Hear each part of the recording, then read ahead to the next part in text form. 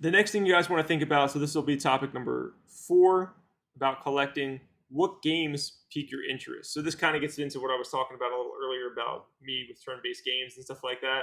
You need to find genres that interest you, right? True. Wes, if I have like fighting games, you're going to be happy as hell, right? If I give you like, Oh, here's a bunch of really good fighting games. of course. Fighting games. I love RPGs. I love shooters. Spaceship, horizontal, vertical shooters. So yeah, those are the genres that I love. But you say fighting games, I'm definitely there. So now that is very important. If there's a genre that you like more than another, then definitely focus on that one. And when you say RPGs, you'll play any RPG, right? You'll play turn-based action. It doesn't make a difference to you, right? Well, okay. I For the most part, yes, but I'm really not a fan of the tactical RPGs, like the strategy ones with the grid that you have to like place. It's like playing chess, and I don't know how to play chess. I really want to learn, but no, I'm not good at those. I need the traditional turn-based Final Fantasy type RPG. Okay, fair enough. Fair enough.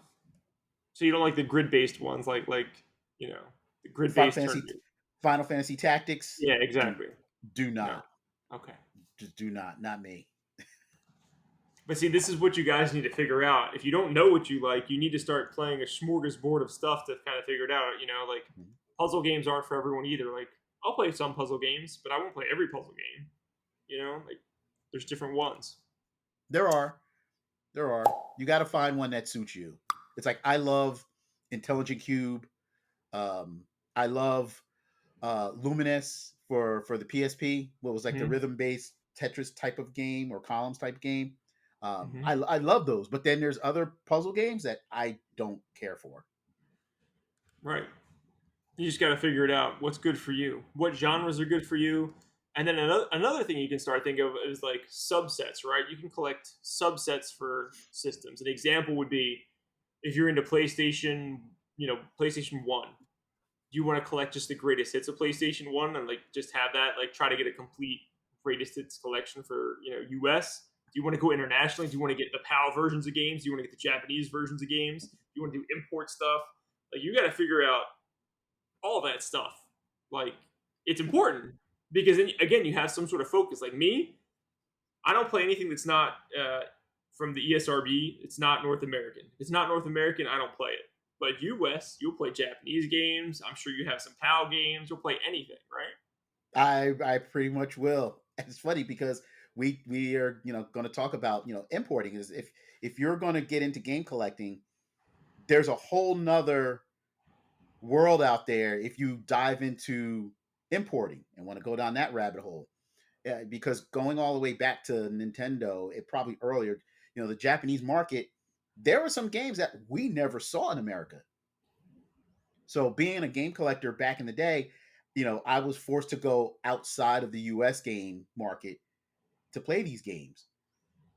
And Like I think that's Dragon Ball awesome. Z, yeah, Dragon Ball Z, for example. No one in America knew what Dragon Ball Z was. It existed in the 80s in Japan. So if I wanted to play Dragon Ball Z game, I had to import it. You know, Yep. um, Even up to this day for PlayStation 4, I imported a game, and it's great because PS4 is region free, the system. It So is. Yep.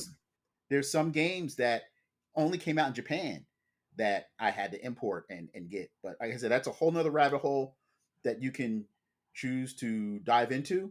9 times out of 10, most of the games may be in English or have some portion on English. Otherwise, they're strictly Japanese. So if you know Japanese, that helps.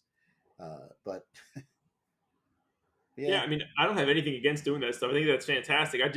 It's another, like you said, it's another rabbit hole to go down. And I'm like, I have mhm. enough. I have enough rabbit holes just focusing on US games. I don't need to get into the European releases. I don't need to get into the Japanese releases.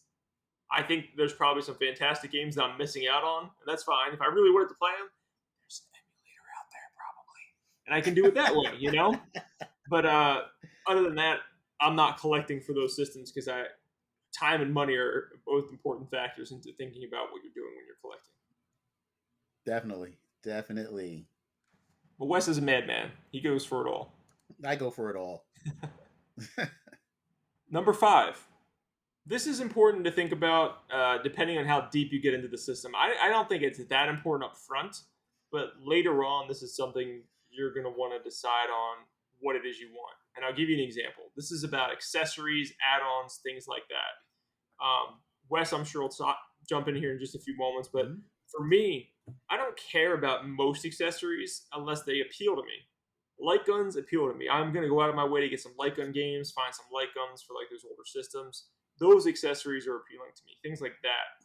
And then Wes, I know you are, at least you used to be. I don't know how many they have now, but like you were big on like add-ons, right? Getting like Sega CD and stuff like that when you could like modify and add on your console. Correct. Yeah, system add-ons I'm all about, but like random accessories, I don't know, it has to really appeal to me. Like for example, the Dreamcast had the little VMUs, the memory cards. Oh, those are awesome though. Those were great because Yeah. those were multifunctional. Not only was it Mhm. a memory card, some games had like little mini games you can download and play. Yep. That was great. Um, the Sega Bass Fishing, if you the add-on was the fishing controller. Hmm. So Hmm. so yeah, there's some accessories and some add-ons that I'm all about, but then there's just some that's like I don't steering wheels. I was never a big steering wheel person. Steering wheels are tough because there are so many crappy ones out there. It's like Hmm. you really got to do your research and find out, which ones are worth investing in. And if you find them, they're probably not cheap. Like they're probably a few $100s to find a good wheel. You know what I mean? Our arcade sticks are the same way, right? If you want like a fight stick or an arcade stick, you can find ones for $30 probably. Hmm. They're probably garbage, but it just depends. But you gotta do your research and find out. Like, I have a pretty awesome one for Xbox. It was like $150, and I don't play fighting games, but I use it for arcade games, and it's friggin' great. If you're playing like an Yeah. arcade shooter, I have an arcade stick. Makes it feel like you're in the arcade. That's something that appeals to me.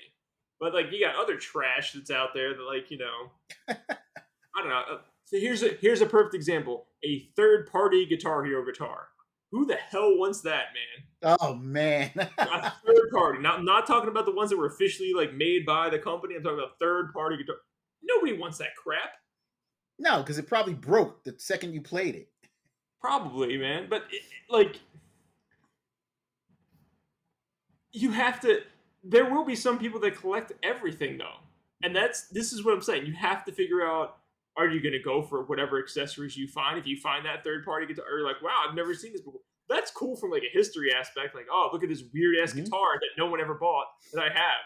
Like, that's cool, but is that what you want to do? Like, this goes Yeah. back to what we're talking about. What do you want to do?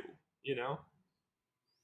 Yeah, and then I guess it all boils down to as well as the type of games that you're interested in. So if you're into like the flight simulators and the air combats and yeah, there was a flight stick. So yeah, you may want to invest in a good flight stick to get the realism, with the playing games, but or the fighting games. Yeah, if you're really into fighters, yeah, you may want to invest in a good fight stick, Yep. to get like you said the arcade experience. But yeah, there's a lot of extra accessories, useless accessories, let's say, out there. Yeah. You got to find the ones that are right for you.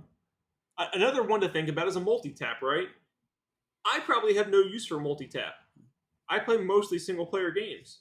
But if I had like, a bunch of friends or if I had like a bigger Mhm. family or something and we were playing multiplayer games for PS1, there's only two controller ports in a PS1. You would want to get the multi tap for that. For the 5 or 10 games that actually used it probably back then. You know? But it's stuff like that. It's things you need to think about. Definitely. Number 6, very easy. I'm not even going to speak anymore to this because it's obvious, but it's your budget, man. What is your budget? You Hmm. can go for stuff like, I would say, if you want to get on like that expensive end, Neo Geo stuff is usually pretty up there. Some TurboGrafx stuff is like really expensive. You really have to think about RPGs as a genre is usually more expensive than just about Pretty everything expensive, else. So you also need to have that mind of the budget that you want to have. which is true because and also too from what I'm noticing, the system a lot depends on the system. Because if you're going to like Dreamcast, a good chunk of the Dreamcast games are pretty pricey.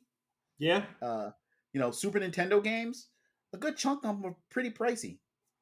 So yeah, whatever your budget is, it's that's going to play a factor as to steer you in the right direction as to what you're going to collect, what you're not going to collect.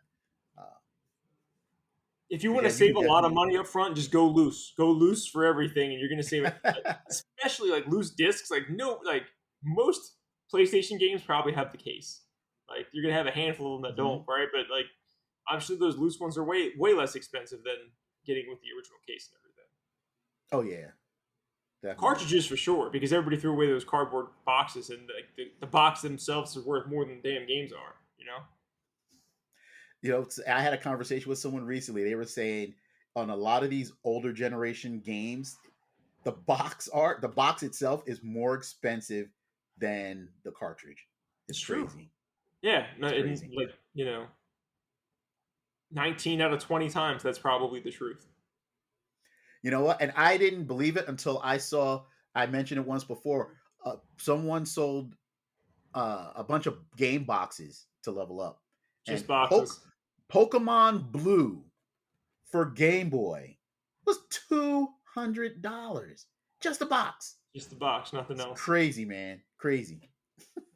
It is. But these are again, this is stuff you guys all need to think about.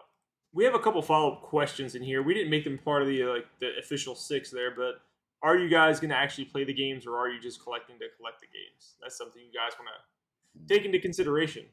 Like Wes and I don't get to play everything that we buy, but our intent is essentially either to soon or at some point in the future play what we're buying.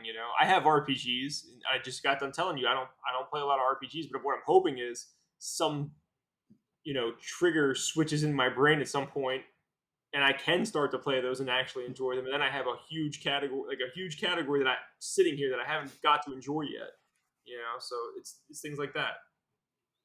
Yeah, I definitely would love to play everything I have. Just I just don't have the luxury of sitting at home playing like I want to. But I do have a separate monitor that I hook up. I rotate systems every now and then. Like I will hook up my Genesis and I will go and play. Especially like now that I'm picking up some more Genesis games, I will play them. I said, man, I remember playing this, and I'll sit and play. Or then I'll switch it up, and in a couple weeks I'll unhook that and I'll hook up a Super Nintendo and I'll start playing that. So, for me, I do like to play when I have the time. So yes, and I do play most of the games that I buy. Wait till you get that Mega SG, man. You're gonna call me up. You'll be so excited the day you get your Mega SG. I'm telling you, man. Watching those Genesis games in 1080p, there ain't nothing like it. I can't wait. I can't wait. I'm so excited. Dude, it's so beautiful. Oh my god. So this is a question for Wes. So Wes, why do you think younger generations collect games? Since you work at a game store and you have this Hmm. experience, I can't really answer this question very well. So I'm going to leave this completely up to you. I have this conversation with a lot of the younger gamers that do come in my store, and it's a lot of different reasons. It's a lot of, well, my dad played games and he still kept all his stuff, so he kind of introduced me.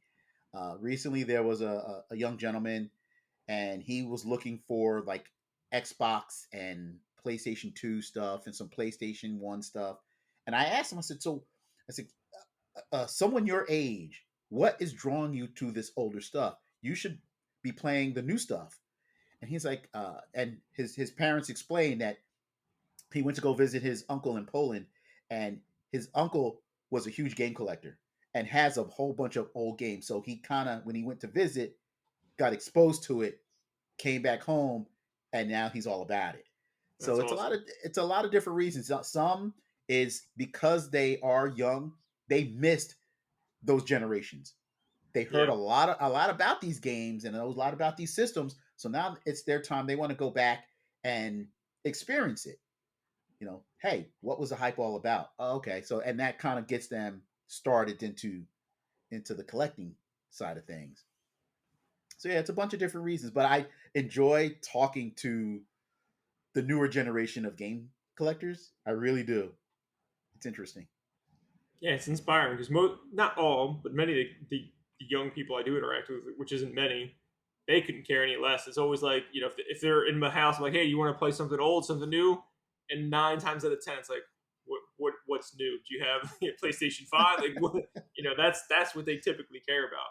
But every once in a while, someone will surprise me and be like, something old. And I'll be like, oh my God, what do you want? Come here. What do you want to play? I have all this stuff. It's just more interesting to me than what's new. Because what's new is here. You can go to Best Buy and buy a PS5 game right now.